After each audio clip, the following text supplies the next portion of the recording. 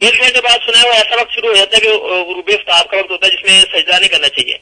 तो मौलाना से पूछना था कि वो जो वक्त है उसमें नफल नमाज या दुआ हाजत वगैरह नमाज इस्तिखारा वगैरह पढ़ सकते हैं? वो जो आधे घंटे का वक्त होता है, आधे घंटे 20 मिनट का वक्त। यानी आपने आधे घंटे का वक्त निकाला है जो गुरूब आफ्ताब के हवाले से है? जी जी, जिसमें वो हनफी करने कोई सजदा नहीं करना चाहिए, तो उसमें वो पढ़ सकते हैं आप नमाज हाजत या इस्तिखारा या ताइब? चलिए आपके सवाल को ऐसे कर लेते हैं, क्या नमाज असर के बाद मगरिब का वक्त शुरू होने से पहले पहले कोई बंदा नफल नवाफिल वगैरह अदा कर सकता है? जी जी, यही सवाल है ना आपका? वक्त भी दो है ना, एक नमाज असर के बाद वक्त फौरन बाद है, कुछ एक है गुरूब इफ्तार का स्पेसिफिक वक्त है 20 मिनट जिसे कहते हैं, 20 मिनट या आधे घंटे। हाँ बिल्कुल ठीक बात आपने जो फरमाया ना वो दुरुस्त है। आप जो जरा तंग करके पूछ रहे हैं ना कि भाई 20 मिनट जब रहते हैं उसको सारे मकरू वक्त कहते हैं ना, जब जर्द हो जाए शुआइन। तो बाकी इमाम मालिक और इमाम अबू हनीफा रहमतुल्लाह तो वैसे ही कहते हैं कि चूंकि असर के बाद आपने फरमाया कोई नमाज नहीं, इसलिए वो कहते हैं जब आदमी ने अपनी असर पढ़ ली अब उसके बाद सूरज गुरूब तक वो कोई नमाज नहीं पढ़ सकता सिवाय इसके कि उसकी कोई कज़ा नमाज नहीं हो तो वो पढ़ ले। बाकी दूसरे अइम्मा जो है वो कहते हैं कोई बात नहीं, अगर किसी नमाज की जरूरत पेश आ जाए, सफर पर जाना इसका इरादा भी हो गया या ग्रहण लग गया या उस वो आदमी मस्जिद में आया तहियतुल मस्जिद पढ़नी है या सलातुल हाजत जैसे आपने कहा तो वो इजाजत देते हैं। बाकी कोशिश तो करनी चाहिए ना, कितना लेट क्यों करना, जब इतना वक्त पहले था तो उसमें पढ़ लेता, बिल्कुल जब जर्द हो गया और सूरज गुरूब होने के करीब गया तो अब याद आया उसे, मगर पढ़ ले तो नाजायज कोई नहीं। मौलाना अब जो आपने बताया कि अहनाफ के यहाँ इसकी गुंजाइश नहीं है, वो अब जो असर की नमाज के बाद हम नमाज जनाजा वगैरह पढ़ते हैं वो किस हुक्म में जाती है? इसको कहते हैं कि ये नमाज जनाजा जाए रुकू सजदे वाली नमाज नहीं, ना रुकू है ना सजदा ना तशहद कुछ नहीं, ये खड़े खड़े एक दुआ है मजादन इसको नमाज कहते हैं, तो नमाज वाली बात तो इसमें नहीं। अच्छा मौलाना एक और सा पूछना था कि अगर हम इस तरह शर्त लगाएंगे, 2 आदमी खेल रहे हैं और तीसरे को हम फ्रीक बना लेंगे, ये भी हमारी शर्त में शामिल है, लेकिन शर्त ये हो कि हारने वाला जो है वो फिर कुछ खिलाएगा, तो ये शर्त ठीक है? इस तरह नहीं, हराम जुआ।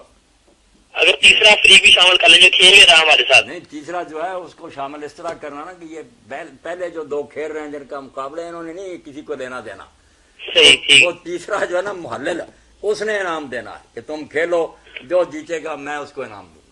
सही बोला, वो और होता ही ना बात है। मसलन आप रस्साकशी करते हैं, कबड्डी खेलते हैं या क्रिकेट का मैच खेलते हैं, 2 पार्टियां अगर शर्त लगा लेते हैं वो तो जुआ, वो किनार हराम। अच्छा मौलाना आखिरी सवाल जवाब जरा देने प्लीज। सवाल ज्यादा ना पूछा करें, थोड़े आखिरी है जी, लोग बहुत पूछने वाले फरमाए, पूछे भाई। मतलब ये पूछना था कि ये हदीस में आता है कि कासियात और आरियात ऐसी औरतें जो लिबास पहनने के बावजूद भी बेलिबास होंगी, तो नबी सल्लल्लाहु अलैहि वसल्लम उन पे लानत भी की और फरमाया वो जहन्नम में भी जाएंगी।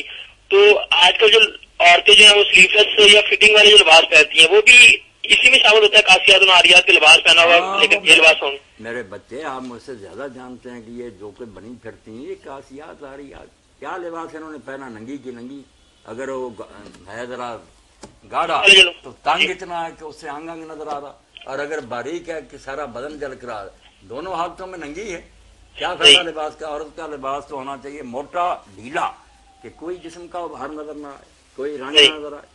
हाँ बिल्कुल ऐसी हैं जिनके बारे में फरमाया जन्नत की खुशबू नहीं सूंघेगी। अब तकरीबन सारी ऐसी हैं कि दोज़ख के जाने का ही इन्होंने इरादा कर लिया, ये इनका कोई ख्याल नहीं जन्नत में जाने का, ये पक्की हैं कि जहन्नम में जाएंगी, वहाँ मजे होंगे, इनकी तरह के एक्टर एक्ट्रेस है सारे वहाँ इकट्ठे होंगे, खूब गुजरेगी इनकी दीवानों की, इन्हें जन्नत चलिए बहुत शुक्रिया भाई, खूब गुजरेगी, मिल बैठे के दीवाने तो ये हरामी सब इकट्ठे होंगे वहाँ डांस करेंगे। जी ठीक है जी। आप नबी करीम सल्लल्लाहु अलैहि वसल्लम के तो खुलाफाए राशिदीन रज़ियल्लाहु अन्हुम के बारे में जो सही रवायतें हैं ना वो है कि उन्होंने मुक्तियों से नहीं कहा कि तुम नमाज दोहराओ, खुद उन्होंने दोहरा ली। मसला पता चला कि अगर इमाम का वजू नहीं था या कोई गलत हो गया काम तो वो अपना पढ़ ले, पिछले जिन्होंने सही समझ कर पढ़ी थी कि ये ठीक है इमाम, उनको क्या कसूर है, क्यों पढ़ते फिर, उनकी नमाज में बिल्कुल दुरुस्त। ये आपको ना नस्ब राया और जो अदराया इब्न हजर की वो पढ़नी चाहिए, सही रवायतें कि खुलफा ने ईरानी। अस्सलाम वालेकुम। तो मसला हल हो गया कि इमाम की अगर ना हुई हो जी अल्हम्दुलिल्लाह लोगों को ना तंग करे। तो सर मेरा सवाल ये है कि जो नौ मौलूद मुर्दा हालत में पैदा हो तो उसका नमाज जनाजा होता है या नहीं? यानी जो बच्चा मुर्दा हालत में पैदा हो। जी जी बहुत अच्छी बात है। इसके साथ एक और मसला भी मिला दें कि बच्चा जो है ना 6 साल की उम्र तक उसका जनाजा जरूरी नहीं है, जायज है, पढ़ लें तो जायज है, अगर ना पढ़े जिंदा पैदा हुए का भी तो गुनाह कोई नहीं। इमाम अहमद फरमाते हैं बच्चों का जनाजा जायज है, हुक्म नहीं। अच्छा। इसीलिए अल्लाह के रसूल अलैहिस्सलाम ने 18 माह का था बच्चा आपका, हजरत इब्राहिम अलैहिस्सलाम, वो फौत हुआ, आपने उसकी नमाज जनाजा नहीं पढ़ी 18 माह के। और नहीं, सुन लेना बात, ये तो है वजूब की बात कि लाजिम नहीं है। आपका सवाल है जवाज का कि पढ़ना चाहें तो 4 माह के बाद जो बच्चा पेट से गिरे, बेशक वो मुर्दा गिरे, 4 माह पूरे हो गए पेट में, क्योंकि हदीस पाक में आता 4 माह के बाद उसमें जान डाल दी जाती है। वो मरा है बाहर, आखिरी अंदर जिंदा होने के बाद मरा। इसमें इमाम अहमद रहमतुल्लाह अलैह की बात कभी है कि उसकी नमाज जनाजा पढ़ी जाए, जरूरी नहीं, वो 6 साल तक के भी नहीं, मगर पढ़ना चाहें तो जो सिख्त है, गिरा है पेट से, उसका भी पढ़ सकते हैं आप, बिल्कुल जायज है। एक रिवायत हजरत मुगीरा बिन शुअबा रज़ियल्लाहु अन्हु की कि नमाज ना पढ़ी जाए पर जब तक वो चीखे ना हत्ता या सहला, ये सही, बिल्कुल ये सही है। इसके लिए लहद बनाना जरूरी है या गड़े में दफन कर दिया जाए? बाज़ाब्ता कब्र बनानी चाहिए या खाली छोटा नहीं, गड़ा वो बना? जैसे आप मुनासिब समझे करें, इतनी बड़ी कब्र उसके लिए खोदने की क्या जरूरत, छोटा सा तो है।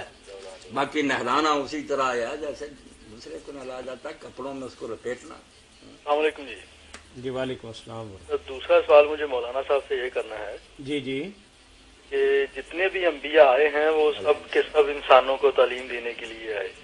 जी जी जो पहले जो आए हैं हजरत आदम अलैहिस्सलाम, तो उस वक्त तो दुनिया में इंसान ही कोई नहीं था, तो वो किसके लिए नबी बन के आए? कौन? आदम अलैहिस्सलाम। आदम अलैहिस्सलाम। आदम अलैहिस्सलाम का तो नबी बनना जरूरी था, खुद उनको भी दीन का पता होना चाहिए। कोई भी ना होता उनको नहीं जरूरत थी कि अल्लाह की शरीयत मालूम करे कि मेरे लिए अल्लाह का हिदायतनामा क्या। मेरे भाई, नबी सिर्फ दूसरों के लिए नहीं होता है, नब्ता सबसे पहले तो वो आप अना अकबरुल मुस्लिमीन, अल्लाह के हुक्म का पहला फरमाबरदार तो वो, उसको भी पता होना चाहिए ना कि मेरा अल्लाह किस बात में राजी है, किस में नाराज, शरीयत का, अल्लाह की हिदायत का, वो भी मोहताज होता।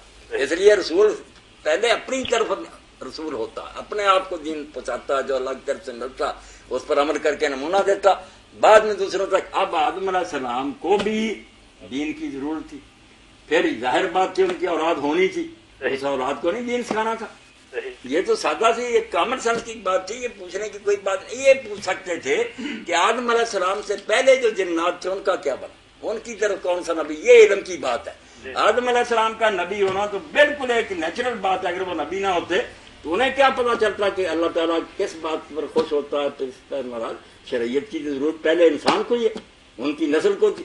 आदम अलैहिस्सलाम से पहले जो जिन्नात थे उनके रसूल उन्हीं में से आए, जिन रसूल और नबी होते थे वही उनको दीन सिखाते थे। इसके लिए तफसीर माजिदी मौलाना दरियाबादी की पढ़नी चाहिए, अरबी हवाले पढ़ने चाहिए कि उस वक्त तो हिदायत का ये इंतजाम था कि खुद जिन्नों में से उनके नबी आते थे। जी शुक्रिया जी, बहुत शुक्रिया। अस्सलाम वालेकुम।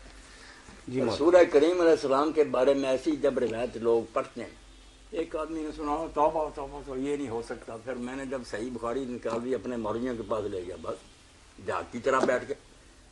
और सूरह करीम अलैहिस्सलाम बाजार में निकले, अचानक किसी औरत पर निगाह पड़ी, ख्याल पैदा हुआ, फौरन गए ज़ैनब रज़ियल्लाहु तआला अन्हा को बुलाया, कमरे में अपनी ख्वाहिश पूरी की और बाहर आकर आपने फरमाया जब किसी के दिल में इस तरह औरत को देखने से ख्याल पैदा हो, उसको चाहिए कि फौरन अपनी बीवी के पास चला जाए, क्योंकि उसका ख्याल जो है वो दफा हो जाए। अब ये बातें अगर रसूलुल्लाह जो हमारे लिए नमूना थे आप में ना होती, हम कहाँ से दीन लेते? ये बुराई की बातें नहीं, ना कोई ऐब है, ये नमूना है कि पैगम्बरे खुदा को ये सारे हालात पेश आए, वो हम ही में से थे, यही जज्बात थे, यही ख्वाहिशात थी। अल्लाह ने हमारे लिए दिखाया कि देखो तुम में से एक शख्स ये सब करके दिखा रहा, हमारे लिए सुन्नत बनी, उसवा बना। हम क्यों मुंह छिपाते बह रहे हैं कि ये क्या हो गया, क्या हो क्यों हो गया, सब ठीक। मौलाना बात करने का भाई का मकसद ये हज़रत यूसुफ अलैहिस्सलाम के बारे में जब ये बात आई कि अगर अल्लाह ताला की तरफ से हिदायत ना होती तो वो भी चाहता